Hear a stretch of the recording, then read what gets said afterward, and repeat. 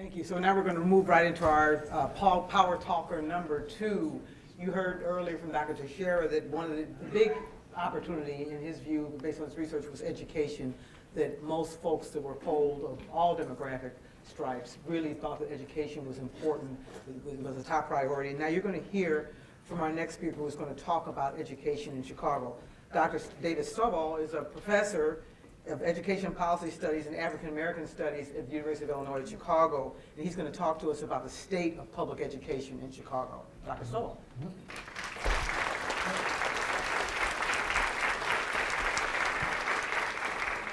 Well, peace and greetings, y'all. I first want to thank the Sylvia, Melissa, Tina, Isabel, Jesse for inviting me, because I probably wouldn't have gotten the building without you, right? So one of the things that I want to say is that currently at this moment, there are a group of 12 people who have been on a hunger strike for 6 days demanding quality education for their community, right? They are calling themselves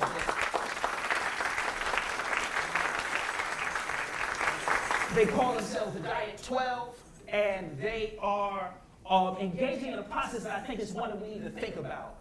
14 years ago, I was blessed to meet a group of community members in La Villita, for folks who are visiting Chicago as a little village community, who engaged in a hunger strike for 19 days.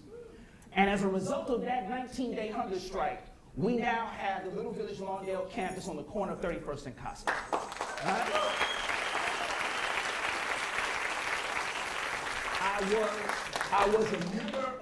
I am a member of the design team, and I still teach a social studies class at the school.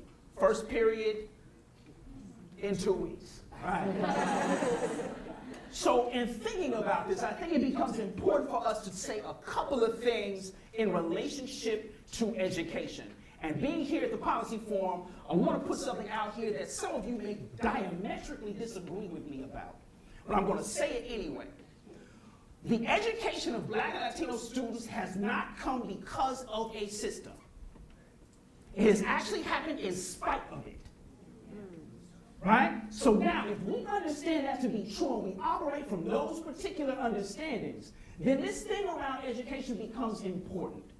Now, one of the things is not around just economic viability, but also ensuring a place where young people are appreciated, valued, and dare I say, loved. Because in the policy language, sometimes you can't squeeze love in there.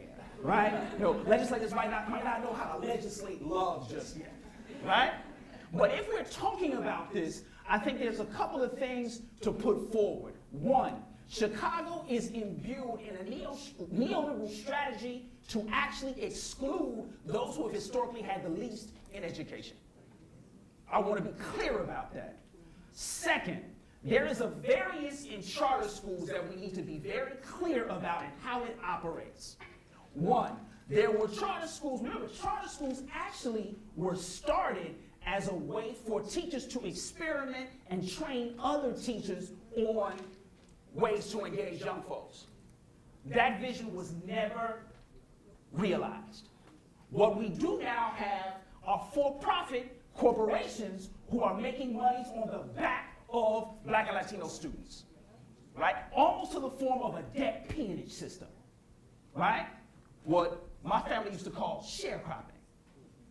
So now, if we think about that in terms of looking at these large networks of folks who sell to our families this hope on a better education, when in actuality they engage in spaces that further criminalize young folks, then we need to be asking deeper questions. So what do we know in terms of the national and local data around what constitutes viable education for young people? One, a place where teachers are supported in their practice. The national data tells us that teachers just don't leave in the first 5 years of their employment. The majority of teachers that leave the profession leave in year 1. Right? So now, if we're interrupting that, One of the things that we have to think about are the ways in which to support teachers in their practice. The second thing, actually having teachers being able to take control of their profession. Let's put it out here, y'all. It is not the fault of the teachers. If you are in a space where you are not supported and you are not resourced, it makes it even more difficult to engage young folks, right? A second piece, be very clear about the policies for English language learners, because what we see in the federal policies like No Child Left Behind and things like the Common Core is that English language learners are taken out of the equation, right? So now we have to bring them back. Right? A third thing, being very clear and arming our communities with critical questions that we can ask of educational institutions. One, like, what are the ways in which that institution appreciates the cultures and understandings of the young people in the building? Two, what are the spaces and how are discipline policies understood? And if there is disproportionality in suspensions and expulsions, how are those folks addressing those particular issues? If they give you a run-of-the-mill answer, then they do not know what they're talking about. All right? And then lastly, if we understand these large charter management organizations not having the best interests of our young folks at heart, then what do we do, knowing what we know, to support a viable education system that actually gives the things and guarantees the things that we have actually talked about in terms of support for teachers and families and a space where young people are appreciated and loved? Thank you.